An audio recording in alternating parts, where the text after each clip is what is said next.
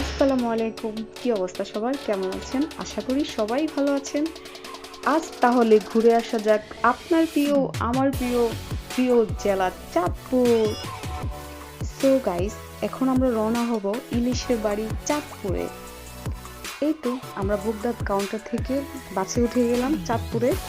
বগদাদে আপনার ভাড়া নিবে 50 টাকা, আর চেঞ্জে গেলে আপনাদেরকে 60 টাকা দিতে হবে। একটা কথা না বললেই নয়, হাজীগঞ্জ অনেক পরিবর্তন হয়ে গেছে। তো আচ্ছা, এই যে এটা কি ফুল, এটা কমেন্ট বক্সে অবশ্যই জানাবেন।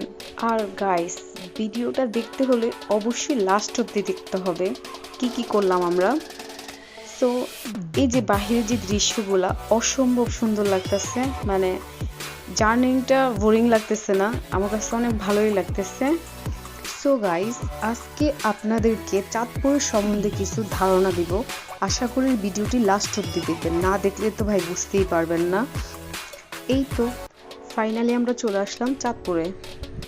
এইখানে বসে যারা আড্ডা দিয়েছেন অবশ্যই কমেন্ট বক্সে জানাবেন।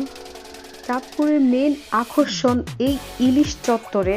অনেক মানুষ এখানে আড্ডা দেয়, অনেক। চাঁদপুর বড় স্টেশন, এই প্লেসটা অসম্ভব সুন্দর। আপনি যদি খোলামেলা পরিবেশে উন্মুক্ত বাতাস খেতে চান, তাহলে চাঁদপুর এই বড় স্টেশনটা আপনার জন্য বেস্ট একটা জায়গা হবে। সো যাই হোক, এখন আমরা হাঁটতে হাঁটতে চলে গেলাম একদম ত্রিমোহনার মেন যে পার্টটা, ওইখানে আপনাদেরকে নিয়ে যাচ্ছি। সো আপনারা আমার সাথেই থাকেন। আপনারা চাইলে এই নৌকা দিয়ে আশেপাশের যে চত্বরটা আছে ঘুরে দেখতে পারেন, অসম্ভব সুন্দর লাগে। আর যে নদীর যে ঠান্ডা যে হাওয়াটা, মানে কি বলবো, এত ভালো লাগে যা। গাইস, আপনারা দেখতে পাচ্ছেন একটি ভাস্কর্য, আর এই ভাস্কর্যের নাম হচ্ছে রক্তধারা। 1971 সালে এই বাহিনীরা আমাদের বাংলাদেশ কিছু মানুষকে মেরে এই নদীতেই ফেলে দিত, তাই তাদের স্মৃতিতে 2011 সালে এই রক্তধারাটি তৈরি করা হয়। যাই হোক, তারপর আমি আশপাশটা ঘুরে দেখতেছি।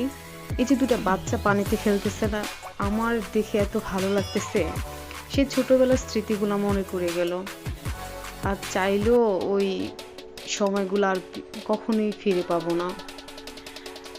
যাই হোক, আল্লাহ যা করে মানুষের মঙ্গলের জন্যই করে, ভালোর জন্যই করে।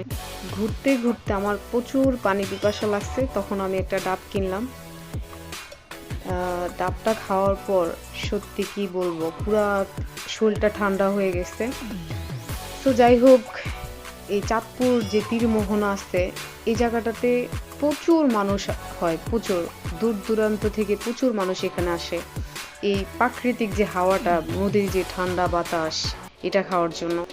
আমরা ভার্সিটি শেষ করে এই মামার কাছ থেকে ভেলপুরি খাই। ওই দিন গিয়ে ওনাকে পাই নাই, পরে অনেক খোঁজাখুঁজির পরে ওনারে পাইছি। সত্যি কি বলবো, ওনার ভেলপুরিটা অসম্ভব ভালো লাগে আমার কাছে। যাই হোক, ওনার কাছ থেকে খাওয়ার আরেকটা রিজন হচ্ছে সব কিছু ঢাকনা দিয়ে রাখবে, অনেক পরিষ্কার করে খাবার সার্ভ করে।